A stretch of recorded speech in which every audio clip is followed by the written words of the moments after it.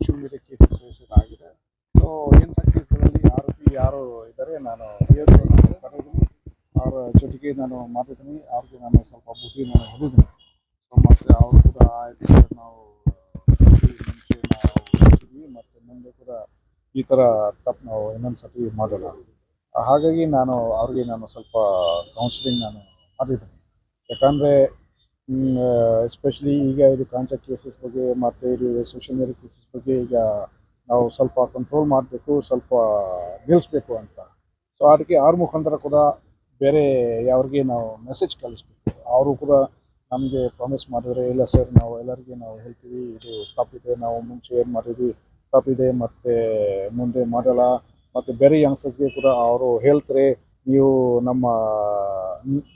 ನಾವು ಹೇಗೆ ತಪ್ಪು ಮಾಡಿದ್ವಿ ನೀವು ಆ ಥರ ರಿಪೀಟ್ ಮಾಡಬಾರ್ದು ಅಂತ ಅವರು ಮತ್ತೆ ಇವತ್ತು ಹೇಳಲಿಕ್ಕೆ ಅವರು ಒಪ್ಪಿದ್ದಾರೆ. ಈಗ ಅವರ ಗಲ್ಲಿಗೆ ಅವರ ಹಲ್ಲಿಗೆ ಅವರು ವಾಪಸ್ ಹೋದ್ಮೇಲೆ ಮತ್ತೆ ಅವರು ಕೂಡ ಇದು ಸಂದೇಶ ನಾನು ಏನೇನು ಕೊಟ್ಟಿದ್ದೀನಿ ಅವ್ರಿಗೆ ಮತ್ತೆ ಬೇರೆ ಯಾವ್ರಿಗೆ ಅವರು ಕೊಡ್ತಾರೆ. ಎಷ್ಟು ಜನ ಬಂದಿದ್ದಾರೆ ಮತ್ತೆ ಯಾವ ಇದು ಎಲ್ಲ ಸ್ಟೇಷನ್ ಕಡೆಯಿಂದ ಅವರು ಬಂದಿದ್ರೆ ನಾನು ಎಲ್ಲರಿಗೆ ನಾನು ಕರೆಸಿದ್ದೀನಿ. ಬರೀ ಈಸ್ ಕಾಮನ್ ಗೊಂಡಸ್ ಸೋಷಿಯಲ್ ಮೀಡಿಯಾ ಅಕ್ಯೂಸ್ಗಳು ಮತ್ತು NEPS ಕೇಸಸ್ ಅಕ್ಯೂಸ್ಗಳು ಬರೀ ಅವ್ರಿಗೆ ನಾನು ಕರೆಸಿದ್ದೀನಿ. ಸರ್ ಈಗ ಇದು ಶಾಲಾ ಕಾಲೇಜು ಮಕ್ಕಳಿಗೆ